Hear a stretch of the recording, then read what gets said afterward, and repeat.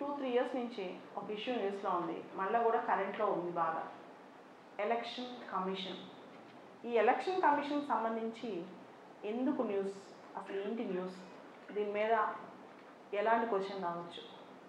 You all know that election commission is a constitutional body. ఎన్నికల సంఘం ఒక రాజ్యాంగ సంస్థ అని మీకు తెలుసు.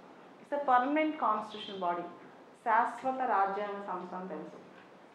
Article 324 to 329 of the Indian Constitution deals with Election Commission.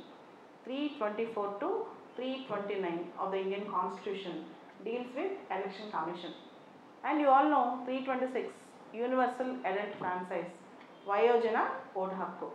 అయితే న్యూస్ ఏంటంటే chief election commissioner and election commissioners will be appointed by the president kada, kani the removal of chief election commissioner is like a Supreme Court judge, whereas the removal of the election commissioners will be on the recommendation of the CEC. ikkada tera undi, దీని మీదే question రావచ్చు, బాగా అర్థం చేసుకోండి.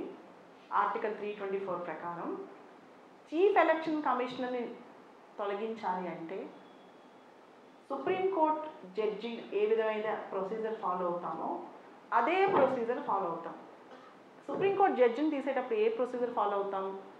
Proved misbehaviour incapacity అనే ఒక ground ద్వారా, దుష్ప్రవర్తన misbehaviour లేదా చేతగానితనం వస్తే అప్పుడు పార్లమెంట్లో ఒక తీర్మానం పెట్టి రెండు సభలు కూడా 2/3 మెజారిటీతో వచ్చిన ప్రజెంట్ అయిన వాళ్ళలో 2/3 మెజారిటీతో పాస్ చేస్తే అప్పుడు కానీ జడ్జిని తొలగించలేం. అదే ప్రొసీజర్లో సిఈసిని కూడా తొలగిస్తాం. అయితే ఈసీని తొలగించే విధానం ఏంటంటే సిఈసి సిఫార్సు మీద ప్రెసిడెంట్ సిఫార్సు వెళ్తే అప్పుడు తొలగిస్తారు. రాజ్యాంగపరమైన ప్రొటెక్షన్ ఈసీస్కి లేదు, సిఈసికి మాత్రమే ఉంది.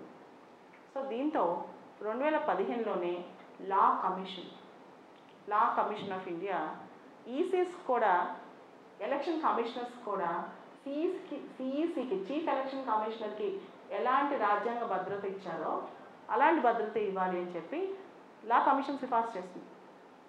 2018లో ఇప్పుడున్న chief election commissioner Sunil Arora ఆయన చెప్పారు, వీళ్ళకి కూడా స్ట్రాంగ్గా ఎలక్షన్ కమిషనర్స్ కూడా రిమూవల్ ప్రాసెస్ అంత ఈజీగా పెట్టొద్దు, కేవలం రాజ్యాంగబద్ధంగా సుప్రీంకోర్టు జడ్జిని ఎలా రిమూవ్ చేస్తున్నారో అలా చేయమని.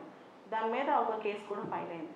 దీని మీద తీవ్రమైన చర్చ వస్తుందన్నమాట. ఎందుకంటే ఎలక్షన్ కమిషన్ నిష్పక్షపాతంగా ఉండాలి అంటే ఖచ్చితంగా చీఫ్ ఎలక్షన్ కమిషనర్తో పాటు ఎలక్షన్ కమిషనర్స్ నిర్మూలన గురించి కూడా, తొలగింపు గురించి కూడా రాజ్యాంగబద్ధమైన ఒక కట్టుదిట్టమైన వ్యవస్థ ఉండాలి అని చెప్పి డిస్కషన్ జరుగుతుంది.